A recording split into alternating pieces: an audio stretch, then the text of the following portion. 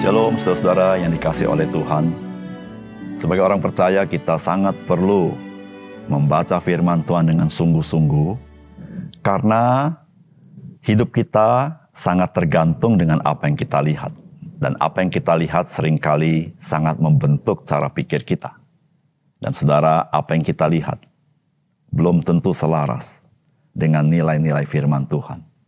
Oleh karena itu saudara, kita harus semakin sering membaca firman Tuhan. Karena kita pun sering melihat segala sesuatu, lalu mulai mempunyai persepsi tertentu. Salam jumpa dalam program Tuhan adalah Gembalaku. Saudara, hampir setiap orang merasa bahwa kehidupan yang serba dilayani oleh orang lain merupakan kehidupan yang baik. Di dalam arti, itu sebuah kehidupan yang mapan.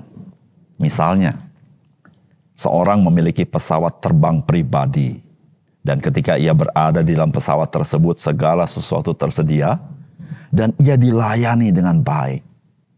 Atau seorang memiliki kapal pesiar pribadi, di mana di dalamnya seluruh perangkat orang-orang udah siap melayani dia.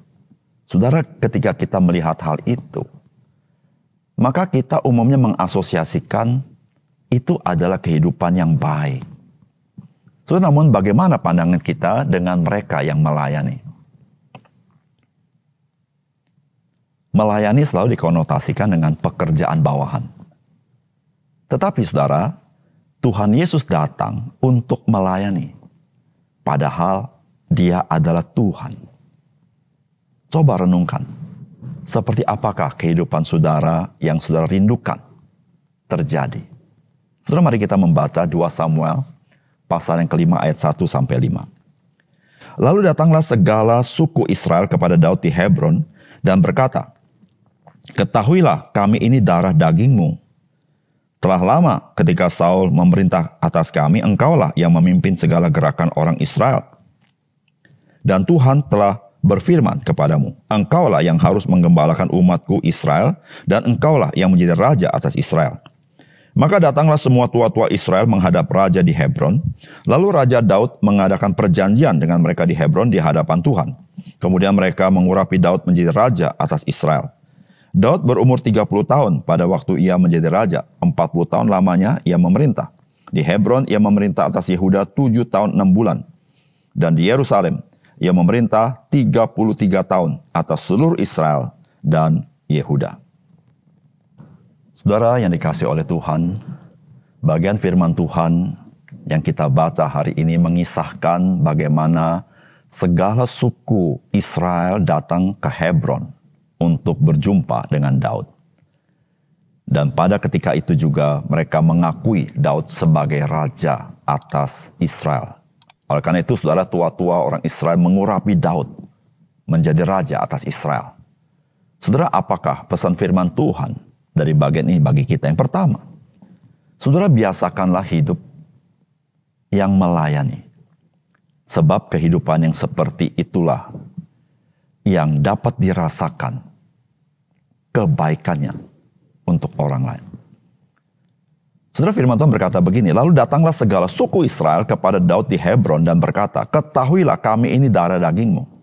Telah lama ketika Saul memerintah atas kami, engkaulah yang memimpin segala gerakan orang Israel, dan Tuhan telah berfirman kepadamu, engkaulah yang harus menggembalakan umatku Israel, dan engkaulah yang menjadi raja atas Israel."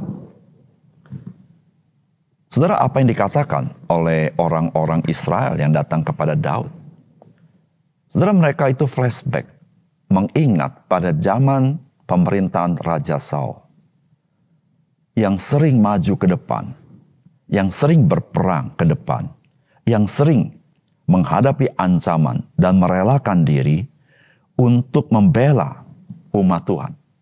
Itu adalah Daud, bukan Saul.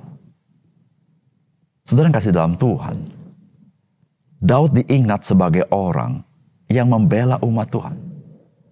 Atau dengan kata lain, Daud diingat sebagai orang yang melayani bangsa Israel.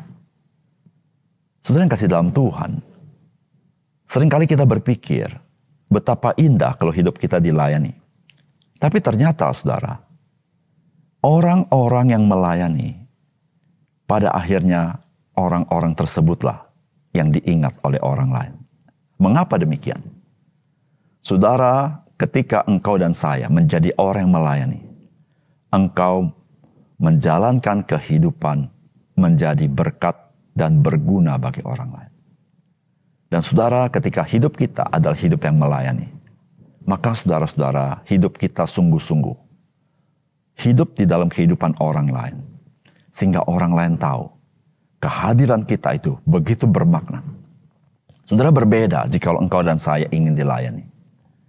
Saudara yang kasih dalam Tuhan, Tuhan Yesus mengajar kepada kita, biarlah kita menjadi orang yang serupa dengan Dia.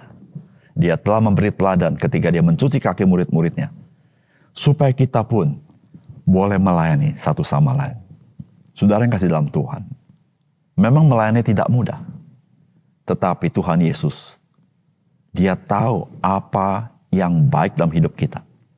Saudara, hidup kita, eksistensi kita adalah supaya kita boleh berguna dan menjadi berkat bagi orang lain. Dan satu-satunya cara supaya kita berguna dan menjadi berkat bagi orang lain adalah ketika kita hidup melayani orang lain dengan ketulusan hati, dengan kasih. Yang kedua, saudara, Tuhan mempunyai rencana atas kehidupan kita. Dan pimpinan Tuhan ialah melalui kehidupan yang melayani.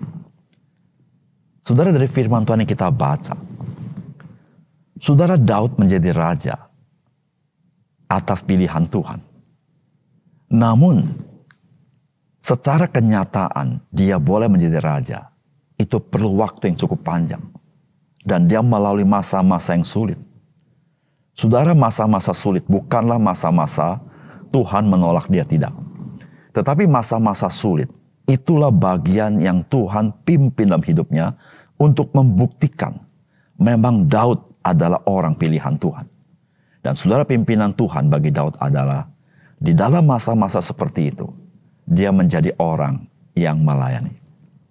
Saudara yang dikasih oleh Tuhan, Tuhan punya rencana atas hidup saudara dan hidup saya. Dan saudara, Tuhan menjalankan rencananya dengan memanggil kita untuk melayani. Saudara, dengan saudara dan saya melayani, maka saudara sedang berada di dalam trek rencana Tuhan. Saudara, kita tahu, rencana Tuhan bukan rencana yang abal-abal. Rencana Tuhan adalah rencana yang sangat penting, rencana yang mulia, satu rencana yang agung untuk menjadikan saudara dan saya menjadi berkat bagi orang lain. Supaya saudara dan saya, kehidupan kita yang sementara dan terbatas ini menjadi begitu signifikan. Saudara, bukankah kita tahu nilai hidup kita bukan seberapa panjang umur kita, tetapi nilai hidup kita seberapa kita memberikan sumbangsi di dalam kehidupan orang lain. Dan saudara, Tuhan panggil kita. Tuhan punya rencana atas hidup kita. Dan melalui apa? Yaitu melalui kita memiliki semangat melayani. Saudara, memiliki semangat melayani atau hidup yang melayani adalah kehidupan yang tidak mudah. Saudara, kita tidak pernah berpikir bahwa kalau kita melayani orang lain, maka orang punya respons yang baik kepada kita. Tidak selalu. Daud melayani Saul. Daud tidak mendapat respons yang baik daripada Saul.